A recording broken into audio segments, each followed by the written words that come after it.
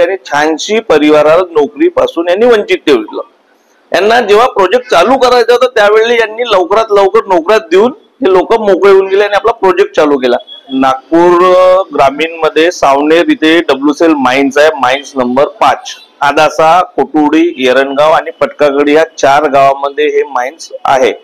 311 hectare जमीन यांनी घेतली आणि तिथे काही लोकांना नोकरी दिली आणि छानशी परिवाराला नोकरीपासून यांनी वंचित ठेवलं।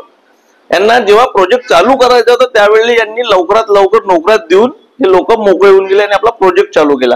आणि आता छानशी लोकांना नोकरीपासून वंचित ठेवण्यासाठी यांनी या सगळ्या गोष्टी नवीन नवीन नियम आणले। याच्या विरोधात आम्ही कोटुडी येथे, सावनेर कोटुडी येथे आम्ही 10 तारखेपासून आंदोलनाकरता बसतो आहे। आणि आम्ही जोपर्यंत आमच्या छानशी मुलांना, छानशी शेतकऱ्यांना न्याय मिळत नाही तोपर्यंत आम्ही डब्ल्यूसेलचं काम बंद आंदोलन ठेवणार आहे। त्यांचा एकही ट्रक आम्ही बाहेर येऊ देणार नाही आणि त्यांची रेल्वे जे बाहेर जाते कोळसा घेऊन तिलाही आम्ही बाहेर जाऊ देणार नाही जोपर्यंत आम्हाला न्याय मिळत नाही।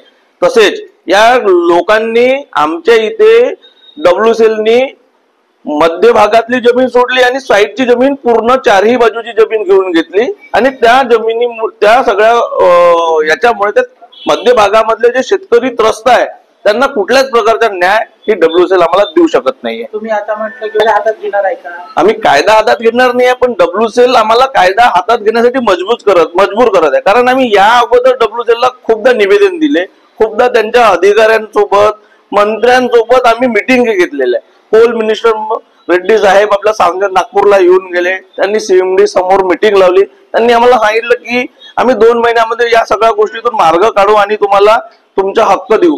आज आम्हाला आमचा हक्क जर नाही मिळणार असेल तर आम्हाला ते हक्क मिळवण्यासाठी जे मार्ग आहे ते मार्ग अपनावा लागेल। किती वर्षापासून हे प्रकरण, काही प्रकरण तर 30-32 वर्षापासूनचे आहे आणि काही प्रकरण हे 3 वर्षाचे आहे, 2021 पासून तर 3 वर्षापर्यंत। आज सांगा, आमचे मुलं 30 वर्षाचे जे मुलं आहे, ज्यावेळेला 21 मध्ये 30 वर्षाचे होते त्यांना वाटलं की आता आम्हाला नोकरी मिळणार, आज ते 33 वर्षाचे झाले। त्यांना यांनी 5 वर्षाचे ते 38 वर्षाचे होतील, त्यांना नोकरी मिळणार कधी?